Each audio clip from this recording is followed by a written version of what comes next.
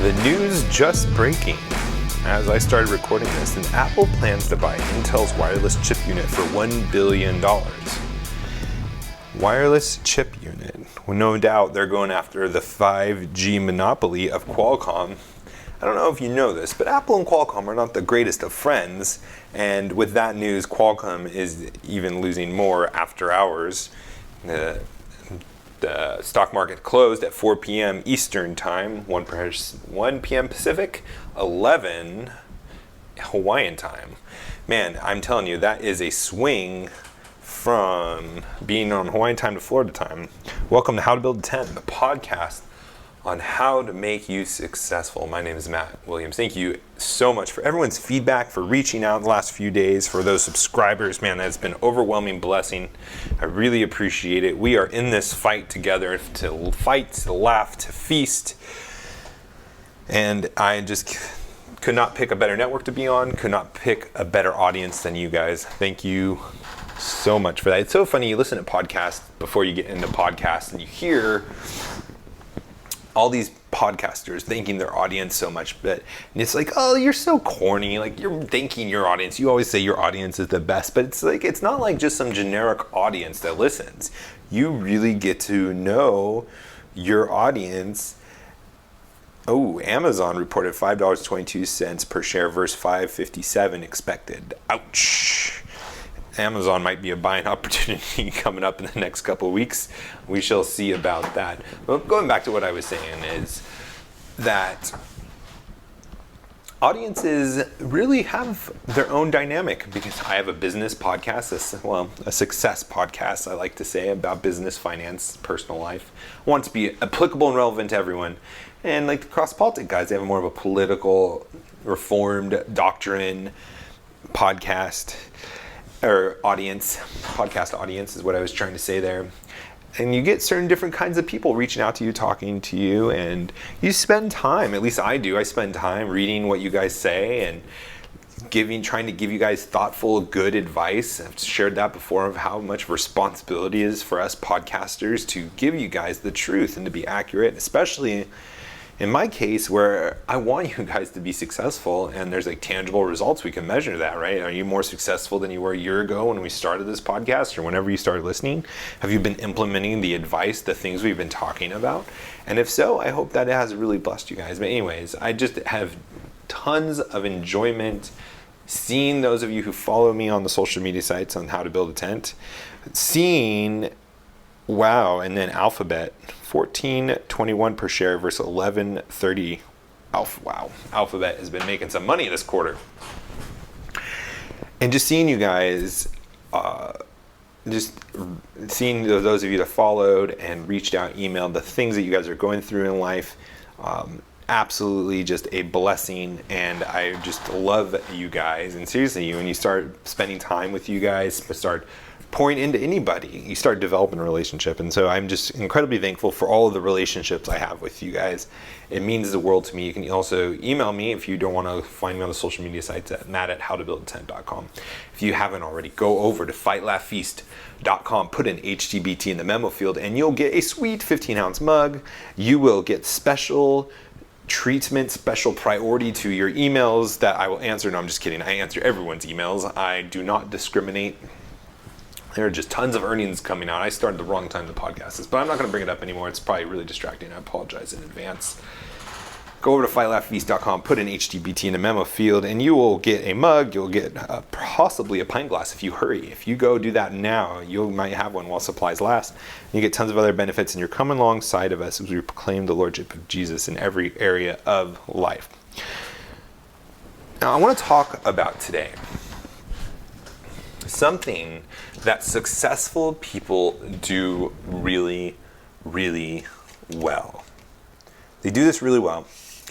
And people can see this as, I don't know how to say it without trying to be political about it, but people are just given certain opportunities other people aren't, and they can look at it as discriminatory or oppression or systemic oppression, but it's not, I don't believe, in a lot of ways. Yes, definitely there are certain people that get more of this than others, but there is a skill to be developed. And yes, I say skill that can be developed to receive more of these. And what I am talking about is opportunity. People that are successful seek out opportunities, develop opportunities, and pull opportunities out of things that do not seem to be opportunities to advance their careers, to advance their business, to create new businesses, to create new relationships, to create new alliances, to be successful. Now, it's a skill. It requires the mindset, first of all, that you are constantly looking for opportunities that can be put before you, to seeing how can I develop these relationships? How can I develop this opportunity? How can I use these setbacks in our lives? How can we use this trial? Can we use this problem that I need to solve? How can I leverage this for opportunities?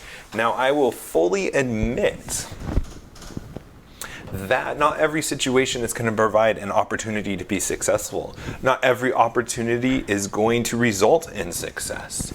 But the very fact of this country and all of the assets that we have, the freedoms, the stability in government, other like-minded entrepreneurs, other people with these mindsets, just the sheer statistics of continuing to do this, continuing to look for opportunities, continuing to develop them, continuing to build relationships, you are eventually going to be successful. The odds are with you. And I know there is this current, there is this spirit in the world that says the world is against us, that it is evil, that nothing good is going to happen, that we're doomed to failure. You're doomed to failure no matter what you do, because of your situation, because of your upbringing, because of your financial standing, because of the lack of wealth your parents have, whatever the reason. But I'm here to tell you that's all a lie.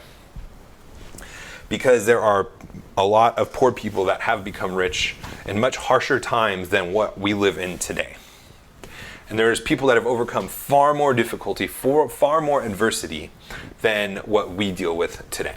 Now, we all have different situations, I know this, but I also know that we have a God who has created us for a reason and to have a plan for us to take advantage of.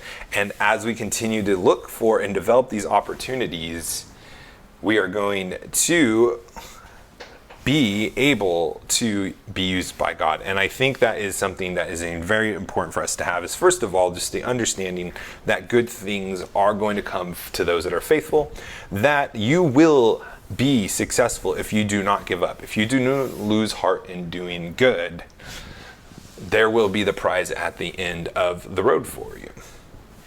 And I want to give you some examples of what I mean by this. And I'm just going to use some personal examples. Is I bought a house in Florida when we moved here. And now, typically, traditionally, when you buy a house from somebody, you never meet the seller. We had some things where we had to talk to each other, the buyer, me, the seller, the person that had this house before. And we started developing a relationship, and turns out he has some, he's a lawyer, so he has political connections, he has some business connections, he has just a lot of, good contacts, like something that you look for in business. You want to be around other successful people, and no doubt the guy we bought this house from is a successful person. And also, I met my neighbor who, obviously, in the neighborhood we're in, is successful as well. And I started developing a relationship with them. Now, you could easily say that, okay, great, you meet these people, but what I was trying to do is build relationships with these people. So what I did is I came up with a business opportunity in the next couple weeks of moving here, where I saw a need that could be developed that I've seen work in other places that requires low capital intensity or low capital investment, that if it doesn't work out, we can just walk away from, no hard feelings. But I reached out to my neighbor who is successful. I want to build a relationship with him. And the guy I bought the house from, a lawyer, and I wanted to build a relationship with him. So I pitched the idea of starting this company. And now the three of us are in business together. Now, what does this do? Besides the actual business, which is a sound business that has potential to just be at least, at minimum, a side hustle for us that's going to take a low amount of time for us. We can always hire people or whatever. But it also allows me to build relationships with them and other people I will meet through relationship with them, and get plugged into the legal, the business, the political communities of Florida. Now, the average person would have just bought the house, maybe if they ran into the buyer for some reasons, would have just talked about like whatever the house and just done their business and gone their ways. But if you're constantly looking to develop people, to learn people, not using people like to use them and burn them, but to use them to look for opportunities where you can benefit each other, that is a great skill of being successful and looking for opportunities. So look for those opportunities. Let's go out and be successful. Have a great weekend. We'll talk to you next week. God bless.